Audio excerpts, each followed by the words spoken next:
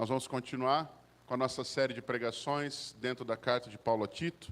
Nós estamos chegando hoje na antepenúltima mensagem, é o antepenúltimo sermão. Então, hoje, mais 2 sermões, nós vamos estar encerrando essa exposição. Na semana que vem, nós não vamos ver Tito, porque nós vamos estar aqui com o pastor Felipe. Peço que você continue orando por isso. Ele vai estar apresentando o trabalho dele, tanto de manhã, à noite ele vai estar pregando. Não sei qual texto ele pregará, não combinei com ele, então deixe que Deus o use. Estamos orando para que o Senhor o use poderosamente no nosso meio. Então nós não vamos ter na próxima semana, mas nas outras depois, nós vamos concluir a carta de Paulo a Tito.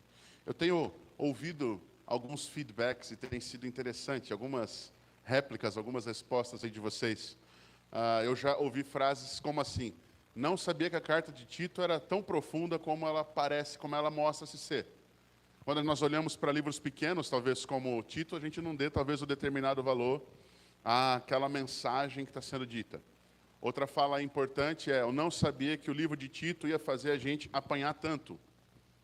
É uma outra possibilidade possível no tempo de hoje, especialmente quando nós lidamos com a questão expositória, a questão expositiva do texto, de fato, melhor dizendo, lidar com a pregação expositiva, ou literalmente com a grande mensagem do texto, faz com que a gente não omita ou não tente achar meios de desviar de determinados assuntos ou temas que o texto bíblico aborda.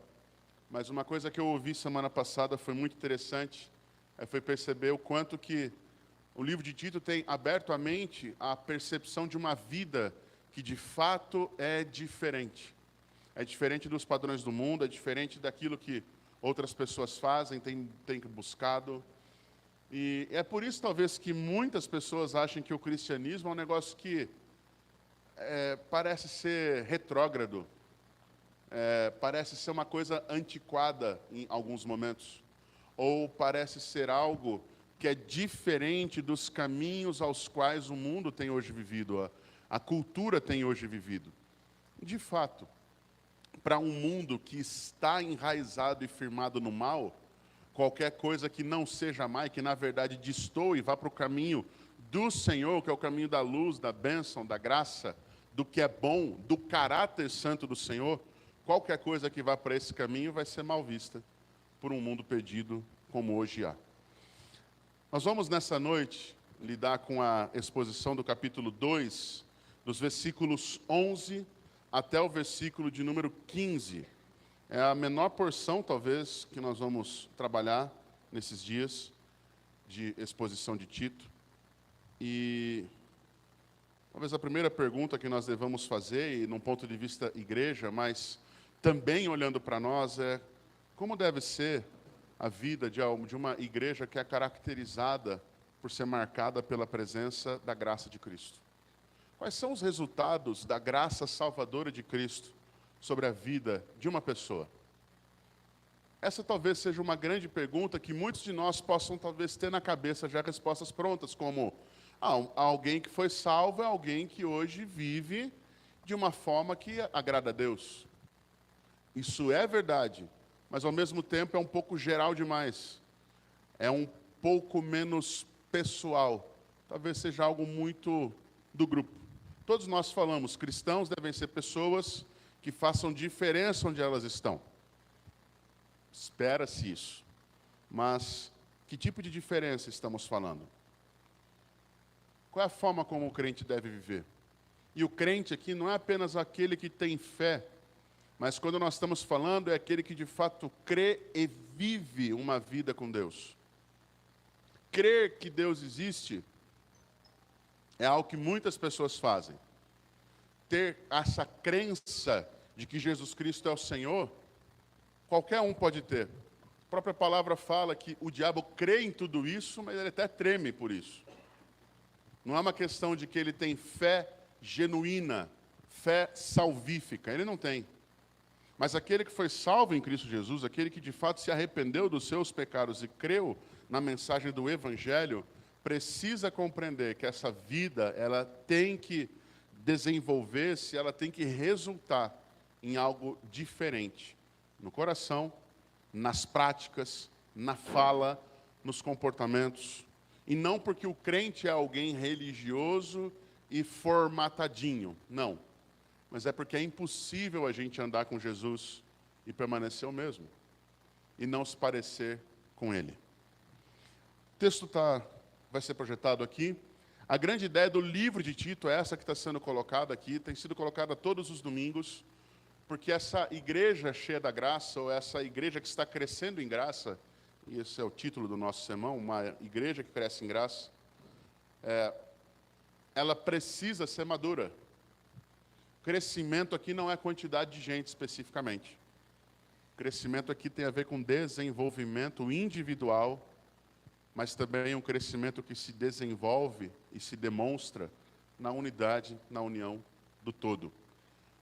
A formação de igrejas maduras, onde a doutrina é confirmada pela vida cristã, olha lá, aquilo que eu creio é confirmado pela vida que eu tenho, essa igreja madura, ela depende da presença ativa e eficaz de líderes que sejam qualificados biblicamente e da prática de boas obras por todos os crentes em Jesus, a vida cristã, por meio da capacitação graciosa de Deus. E hoje é exatamente isso que nós vamos ver, como é que Deus capacita-nos graciosamente para que vivamos o Evangelho de forma genuína, verdadeira. A grande ideia do texto de hoje é essa: a graça e a glória de Deus capacitam o cristão na sua vida diária para que, transformado por elas, vivam nesse mundo de maneira justa, sóbria e piedosa. É porque a graça de Deus se manifestou e tem transformado os nossos corações. É dessa forma que na vida diária nós podemos viver de uma maneira justa, sóbria e piedosa aos olhos de Deus. Convido você, por favor, o texto todo está aqui. Espero que você tenha trazido a sua Bíblia, que possa grifá-la, fazer suas notas. Mas caso você não tenha trazido, você pode acompanhar. Nós estamos lendo pela Nova Almeida Atualizada. A palavra do Senhor diz o seguinte: porque a graça de Deus se manifestou, trazendo salvação a todos. Ela nos educa para que, renegadas a impiedade e as paixões mundanas, vivamos nesse mundo de maneira sensata, justa e piedosa, aguardando a bendita esperança e a manifestação da glória do nosso grande Deus e Salvador Jesus Cristo. Ele deu a si mesmo por nós, a fim de nos remir de toda a iniquidade e purificar para si mesmo um povo exclusivamente seu, dedicado à prática de boas obras. Ensine essas coisas, também exorte e repreenda com toda a autoridade, que ninguém despreze você. Essa palavra do Senhor, vamos orar mais uma vez. Santo Deus, nesse momento, nós nos colocamos diante de Ti, com absoluta convicção que nós precisamos do Senhor. Precisamos de Ti, Pai, para caminhar de uma forma verdadeira diante do Senhor. Não passos que nós regemos e decidimos para onde vão, mas passos, ó Deus, que se submetem ao Senhor e em obediência a Ti, ó Deus, são passos que glorificam, testemunham e abençoam todos aqueles que estão à nossa volta. Porque eles são passos em que o Teu nome, o Teu Evangelho são vistos diariamente, são vistos em todo lugar, em toda condição, por aquilo que nós fazemos, pelo que nós dizemos e por quem somos. Abençoa-nos nesse tempo, que a Tua palavra nos alcance no poder do Teu Espírito, mudando corações, transformando a mente, convencendo-nos, Deus, de pecados, caso estejamos os cometendo, para que, de fato, vivamos e ensinemos essas coisas a todos os que estão à nossa volta. É a nossa oração nesse tempo, no nome de Jesus. Amém. A principal tarefa de Tito, em Creta, era edificar igrejas, mas também levantar lideranças, pessoas que fossem, de fato, instrumentos de Deus em todo lugar, aquilo que ele chama de presbíteros, aquilo que ele chama de, a palavra de Deus chama de presbíteros e pessoas que vão realmente conduzir, ensinar, exortar, trabalhar a vida da igreja. Tito é um presbítero da mesma forma como Paulo é, como Pedro é, são homens que Deus separa para o exercício do ministério pastoral, de cuidar de pessoas e conduzir o reino de Deus. O fato é que quando nós lidamos com um texto como esse, que agora ele parece que desemboca, ele muda, ele cai numa parte diferente. Os versículos do capítulo 1, eles vão nos apontar a necessidade de verdadeiros referenciais como líderes, como pessoas espiritualmente aprovadas, que têm as suas características que devem ser de fato verificadas e solidificadas, como um contra-argumento ou uma forma de se anular tanto os falsos ensinos quanto a ação dos falsos mestres. O capítulo 1 fala muito disso. Quando nós entramos nesse capítulo 2, o apóstolo Paulo parece que ele muda completamente agora a direção para chegar exatamente nesse texto onde nós estamos. Esse texto talvez seja o ponto alto de todo o livro, o que a gente chama o clímax. É aquela cena, para quem gosta de filmes, é aquela cena onde de fato está vendo a luta final e o mocinho derrota o bandido. É aquela cena onde todos os problemas vão de fato se resolver. Mas não é o fim do filme. Na verdade, há um desdobramento sobre essa vitória que a cruz, ou que a graça de Deus que se manifesta salvadora, causa, tanto na vida dos indivíduos, cada um de nós, mas quanto no todo, igreja. Capítulo 2, verso 1, começa com uma frase: mas você ensine o que está de acordo com a sã doutrina. E o último verso que nós lemos agora há pouco, do capítulo 2, ele termina no capítulo 15, no verso 15 do capítulo 2, dizendo o quê? Ensine essas coisas. A dica que eu sempre dou no texto: observe como ele começa, observe como ele termina, você vai provavelmente identificar a seção ou a divisão, o início de um argumento e a conclusão dele, como isso funciona. O apóstolo Paulo vai começar agora a explicar como é possível uma vida ser transformada para que os homens idosos que nós estudamos semana passada possam de fato ser moderados, respeitáveis, possam ser de fato homens sensatos, sadios, podem ser pessoas que sejam leais, que tenham fé, que tenham amor perseverante.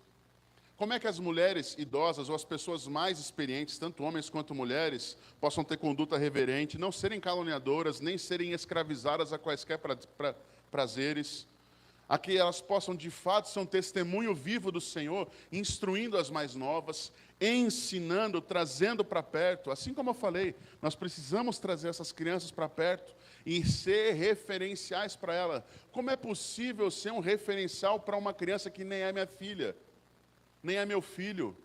Como eu posso ser um exemplo de conduta, não aos meus olhos ou aos padrões desse mundo hoje, mas aos olhos, ao padrão de Deus? Como é possível aos mais jovens hoje exortá-los e vê-los encorajados para serem equilibrados, para não oscilarem, para não vacilarem, para não caírem? Como é possível que os servos de fato sejam obedientes aos seus senhores? Que os trabalhadores não sejam pessoas que enganam os seus chefes? Como é possível que essa sociedade, ou que esse grupo que conhece Jesus, como o final do verso 10 fala, possa de fato testemunhar em todas as coisas a beleza do ensino, da doutrina, da graça de Deus, do nosso Salvador? Isso só é possível porque junto é razão, causa. Só é possível a transformação verdadeira porque a graça de Deus se manifestou, trazendo salvação a todos. Algumas coisas são importantes para que nós mencionemos nesse tempo. Primeiramente, a manifestação da graça é o aparecimento e o cumprimento de todas as profecias que apontavam que Jesus Cristo, o Filho de Deus, viria para remir e pagar o preço dos nossos pecados.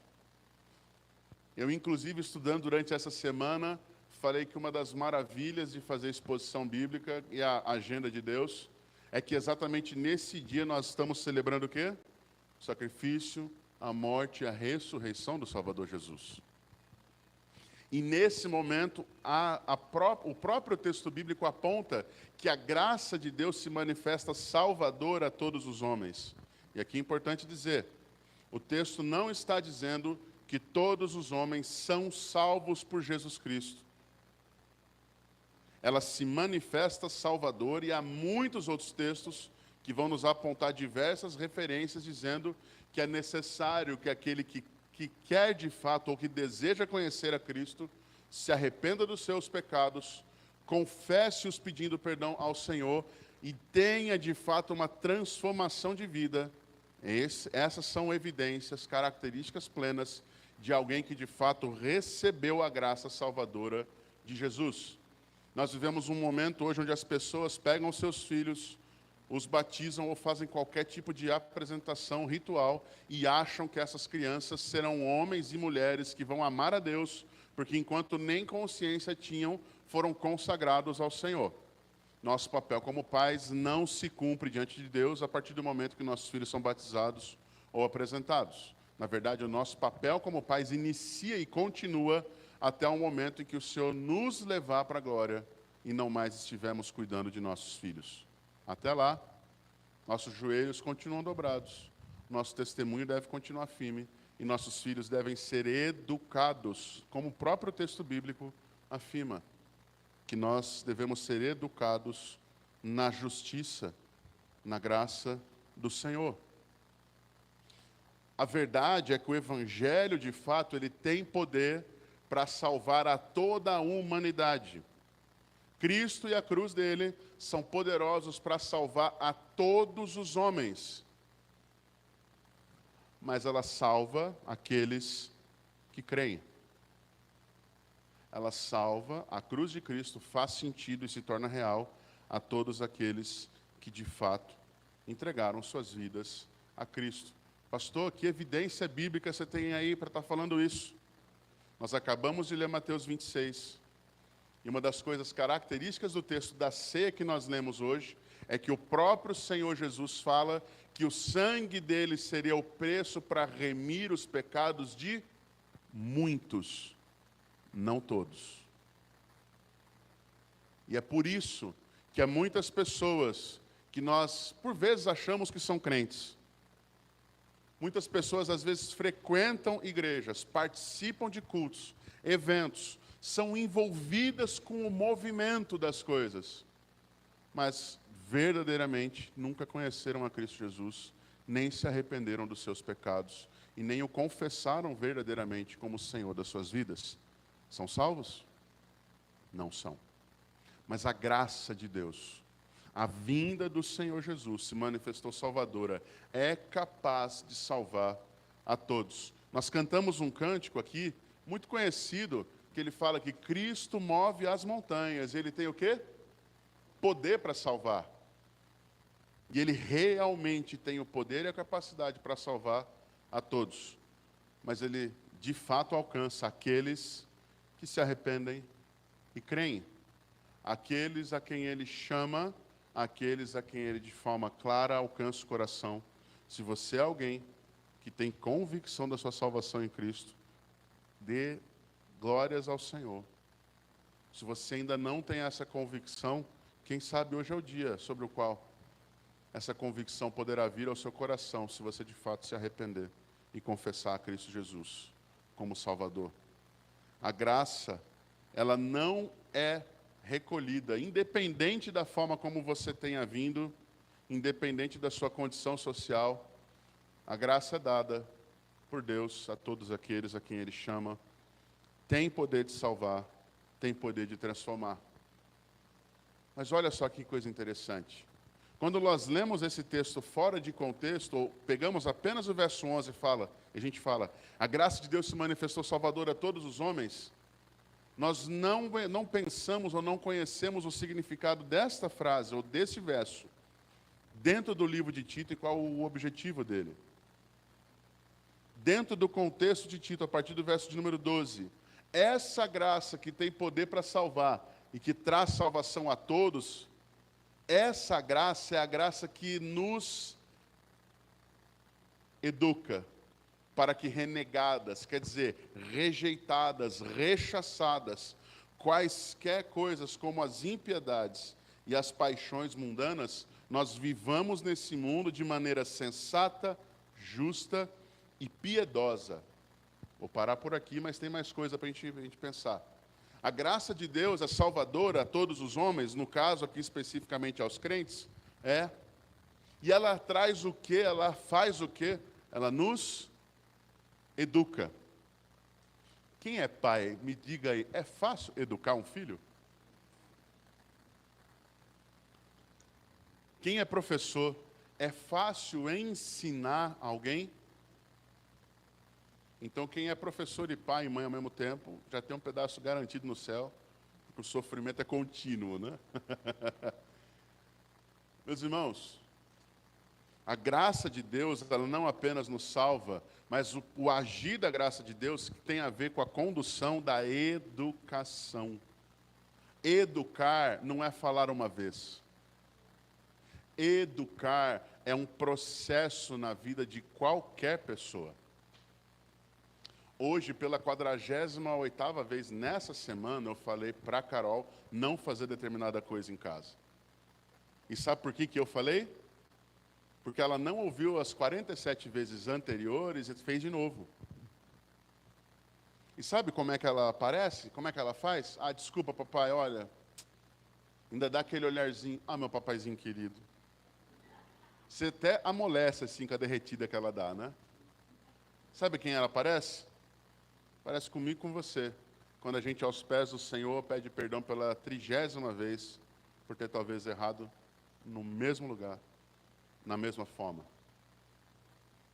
Mesmo sabendo que aquele pecado, aquilo nos afasta do Senhor, por vezes nós não criamos, ou não cremos, ou não talvez tenhamos entendido o processo que Deus tem nos dado de sermos de fato transformados. Transformar é mudar de forma. Não é ser mais como éramos. Por isso é necessário avaliar se de fato nós temos sido educados ou temos educado o nosso coração diante da graça do Senhor. A graça não apenas salva, mas ela transforma. Ela é parte ativa no processo de santificação. Ela é parte importantíssima para que você se torne parecido com Cristo. A graça se manifesta para nos educar. E é interessante que quando você faz uma análise dos textos bíblicos, da forma como Deus educa, e você procura, por exemplo, esse tema Deus educando, você vai chegar, por exemplo, em Deuteronômio capítulo 6, onde há um texto extremamente conhecido sobre como devemos lidar com as Escrituras e as promessas do Senhor. Nós devemos amar a Deus acima de todas as coisas, com toda a nossa mente, todo o nosso coração. Nós devemos falar do Senhor com os nossos filhos ao nos levantar, ao nos sentar, ao nós andarmos com eles, a nós estarmos à mesa. Processos educacionais, eles exigem repetição, eles exigem intenção, eles exigem coração aberto para aprender.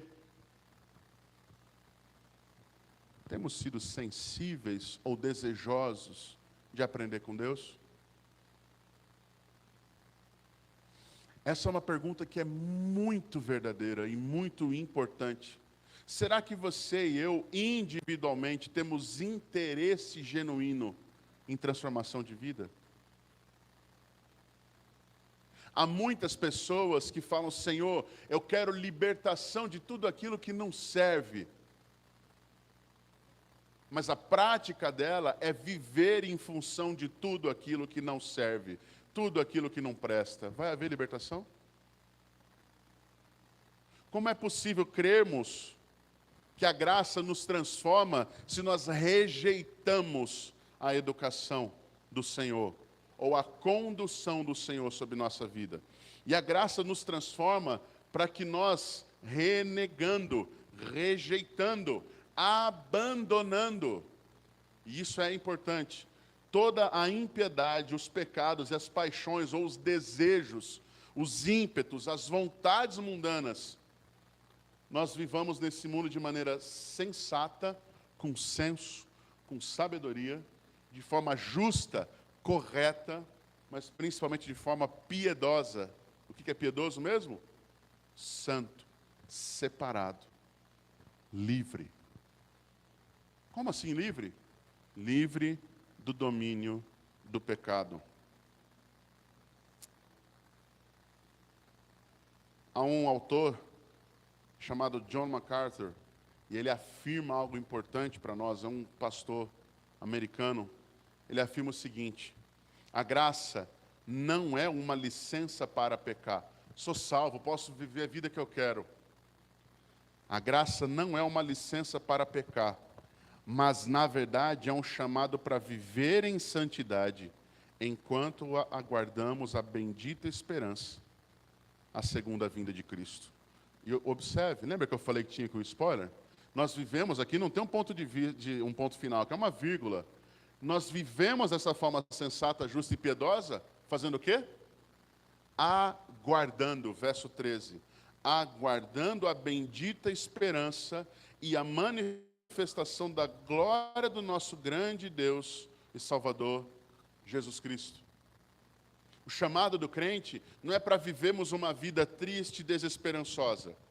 Nossa, está todo mundo agora no carnaval. Me lembro uma vez, eu fui pregador de acampamentos de carnaval por muitos anos.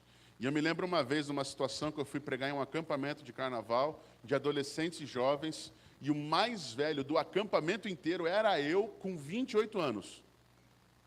Então você tinha turminha lá de 10, 12, 14, 15, um monte.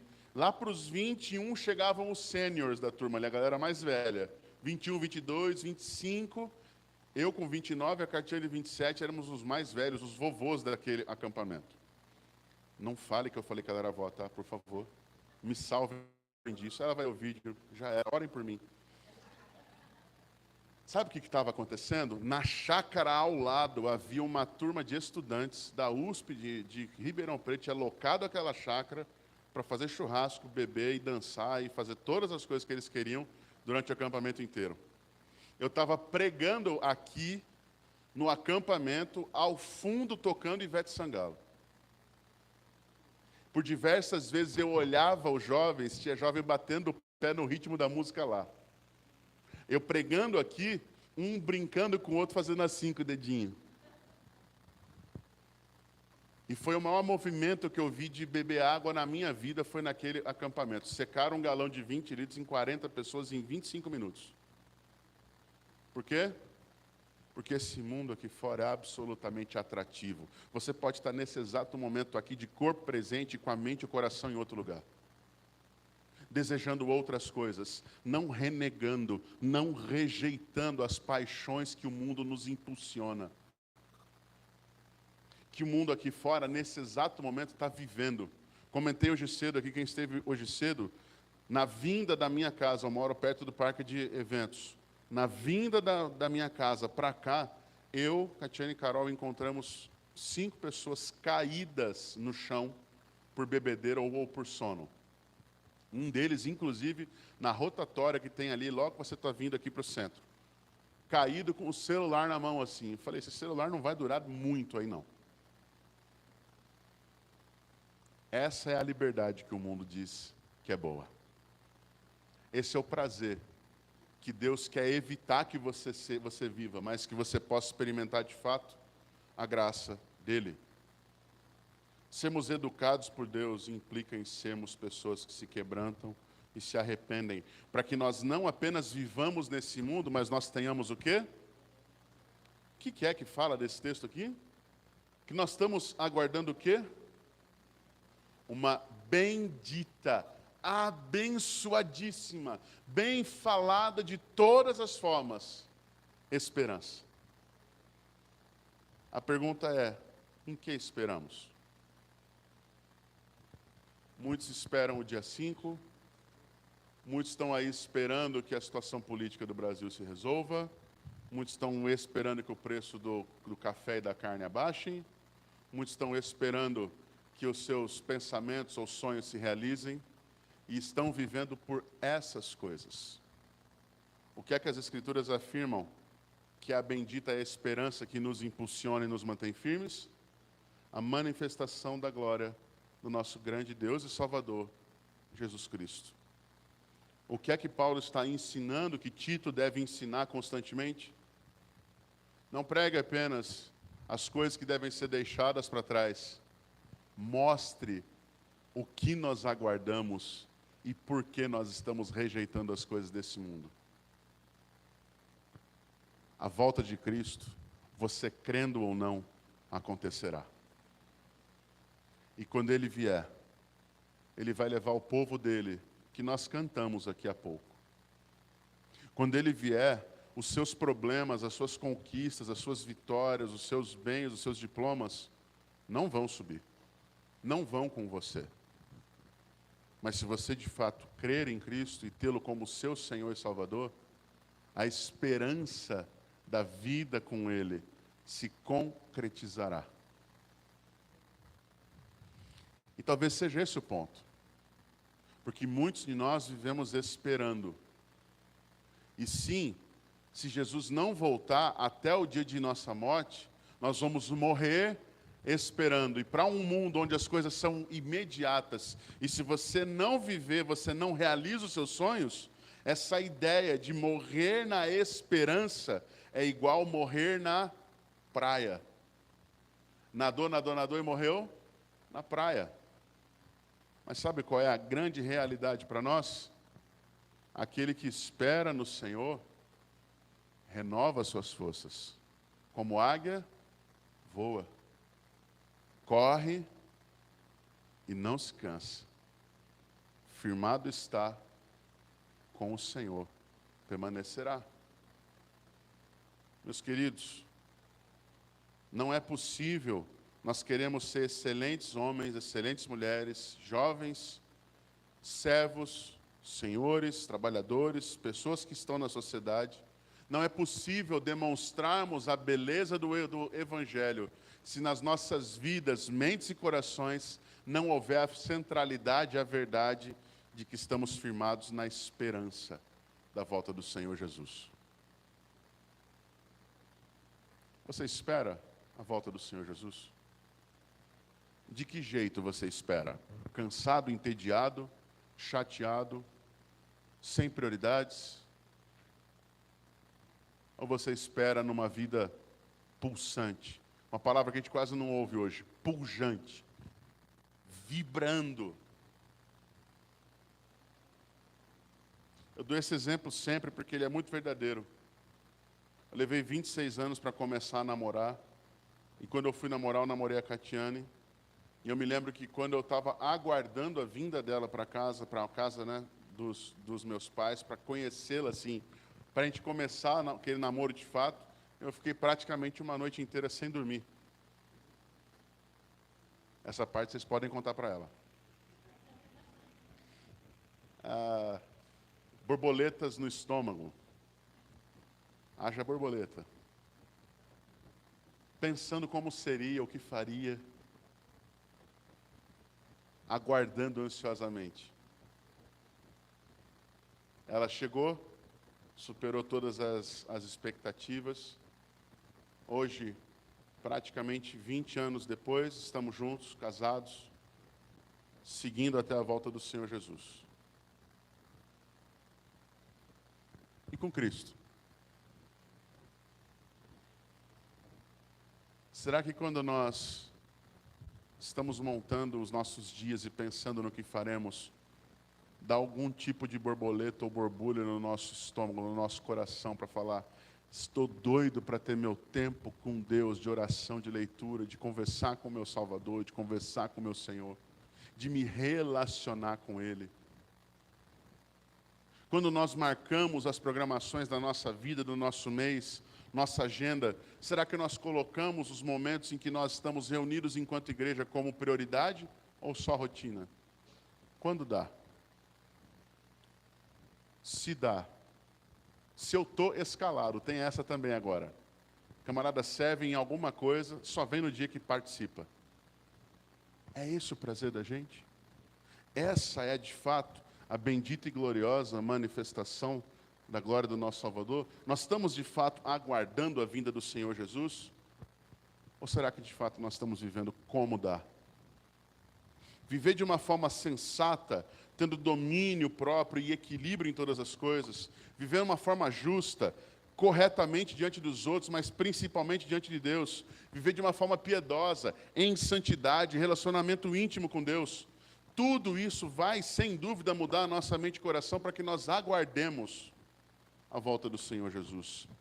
E a pergunta é, por que nós temos tudo isso disponível? Por que tudo isso está habilitado ao que crê? Porque um dia Ele deu a si mesmo por nós. Porque um dia Ele entregou a si mesmo por nós. Com a finalidade, verso 14, a fim de nos remir, de pagar, de anular qualquer dívida que tínhamos, de toda a iniquidade, e não só de pagar a conta, mas de nos tornar puros, limpos, pessoas que têm condição de, por meio de Cristo, ter acesso ao Pai.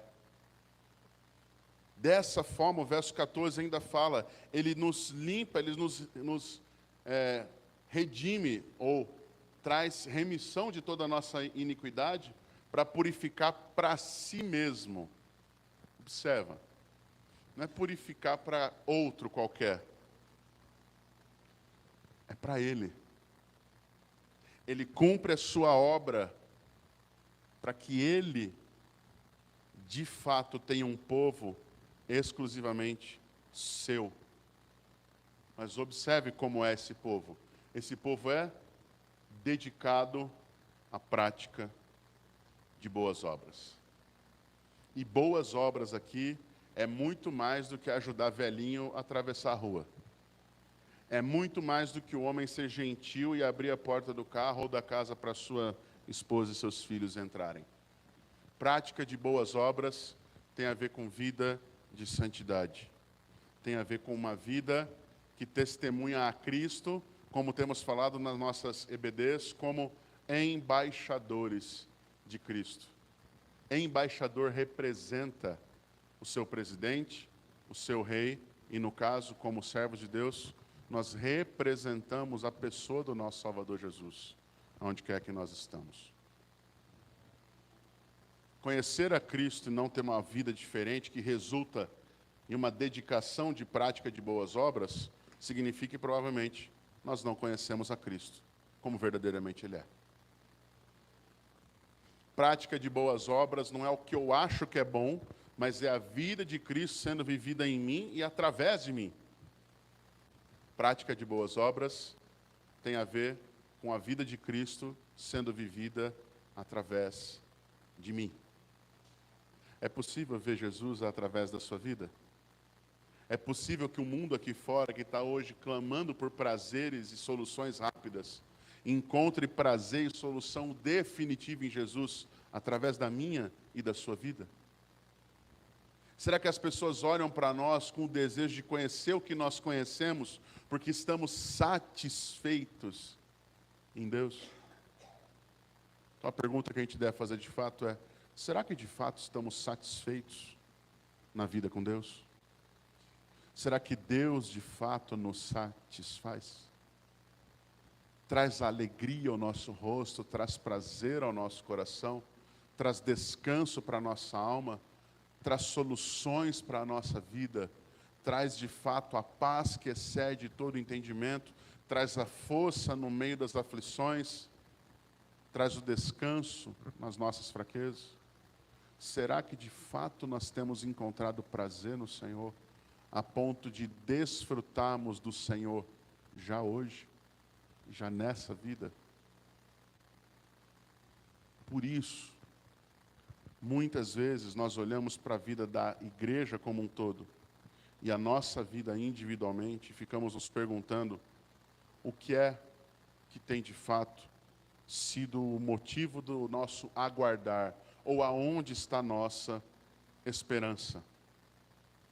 Um homem chamado Warren Wiersbe, é difícil eu ficar citando teólogos ou pastores, comentaristas, coisas do tipo, mas nesse dia de hoje eu faço comentário tanto do MacArthur quanto do Warren Wiersbe. Ele fala o seguinte a respeito dessa liberdade que Deus nos dá em Cristo do pecado, mas para vivermos nessa esperança futura. Ele afirma o seguinte: Fomos salvos da culpa, da condenação do pecado no passado. Hoje estamos sendo libertos do poder do pecado no presente. Quando nós renegamos os nossos corações, as nossas paixões mundanas, nós vamos nos afastando do domínio do pecado. Mas nós um dia seremos absolutamente livres de qualquer influência e ação da presença do pecado em nossas vidas. Quando isso será? Quando o Salvador Jesus Cristo vier. Eu preciso te perguntar isso, porque essa pergunta vem batendo no meu coração a semana inteira. Será que de fato a gente deseja ser livre da influência e da ação do pecado e do mal na nossa vida? Ou será que nós estamos fingindo que estamos buscando o Senhor e vivendo uma vida de santidade com Ele? Talvez essa seja a maior fake news que há no mundo hoje. Pessoas que dizem amar a Cristo, mas não se aproximam dele com esperança de que um dia elas estarão absolutamente livres em Cristo de qualquer influência e ação do pecado. Posso fazer mais uma pergunta? Será que a promessa da esperança de que um dia o pecado não nos atingirá mais é motivo suficiente para que nós aguardemos e firmemos a nossa vida em Cristo? Você quer continuar passando tentação, gente? Vocês estão afim? De verdade? A gente quer continuar lutando contra o mal? O que a gente quer é que isso se resolva, é que Cristo volte e de fato nós não sejamos mais influenciados ou sequer tocados pelo mal. Tito, é isso que você deve ensinar. E ele afirma, o apóstolo Paulo, no verso 15, também exorte aqui, exortar, é a ideia de encorajar. E depois ele fala, e repreenda, quer dizer, chame a atenção com toda a autoridade, que ninguém despreze você. E é impressionante a forma como Paulo termina essa sessão com Tito dizendo isso. Muitas vezes quando nós, sendo usados por Deus ou pregando com fidelidade um texto bíblico, especialmente textos que nos enquadram, como se diz hoje, que nos colocam num cantinho para pensar ou que vão nos apertando sem abraçar, vão nos constrangendo. Muitas vezes nós olhamos para quem prega e queremos denegri-lo. Ah, esse daí é um fundamentalista. Ah, esse daí não olha para si mesmo, não. Ou talvez algum diga, ele é novo demais. Ah, não, ele acha que sabe mais do que os outros, ele é muito cheio de si. Como é que você acaba hoje com qualquer argumento? Combatendo os argumentos? Tirando a credibilidade de quem disse. E é por isso que o apóstolo Paulo fala que ninguém despreze você. Igreja, nós precisamos abrir os olhos. Povo de Deus, crentes em Cristo Jesus, nós precisamos abrir a nossa mente a perceber que quando Deus fala, a sua opinião ou a minha não importa. A verdade estabelecida está nele e vem dele. Não é o que eu ou você pensamos que vai fazer com que Deus mude a sua ideia ou seus argumentos. A nós é necessário que creiamos, que tenhamos esperança, que permaneçamos firmados nele, aguardando a esperança graciosa da volta do Senhor Jesus. Concluo dizendo, a graça de Deus se manifesta salvadora a todos, e a graça de Deus se manifesta e salva aqueles a quem o Senhor chama. Essa mesma graça, ela nos ensina a viver da forma certa. Mas talvez estejamos como nossos filhos, ouvindo as mesmas coisas há anos, sem abandonar ou sem dar passos firmes em direção ao Senhor. Essa mesma graça é a graça que nos aponta para que aguardemos para a esperança bendita da volta do Senhor Jesus. Essa graça é aquela que nos une para que nós possamos aqui cantar, como cantamos agora há pouco. É o teu povo, Senhor, aqui presente. Povo esse purificado e separado para ti, povo esse chamado a uma vida de dedicação à prática de boas obras. É esse povo que nós somos e precisamos anunciar para que outros creiam, para que outros também recebam a graça e sejam transformados pelo Senhor. Quero orar com você nesse momento, encerrando esse momento de pregação.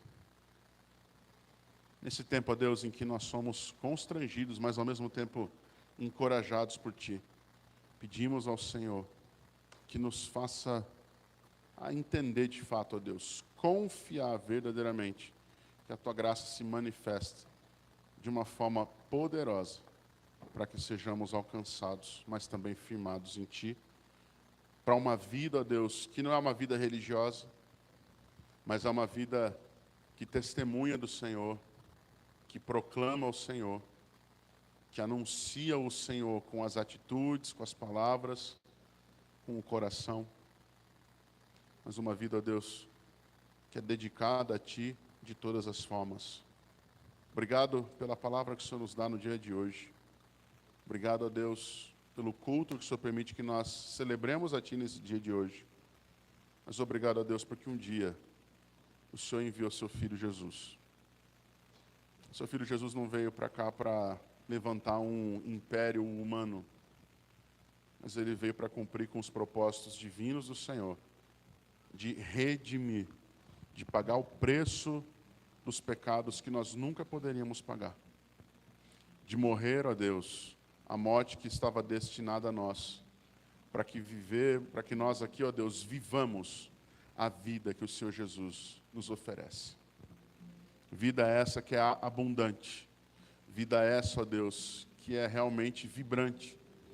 Vida essa, ó Deus, que é viva, que é alegre, que é verdadeira, que tem propósitos, que traz prazer, alegria genuína ao coração.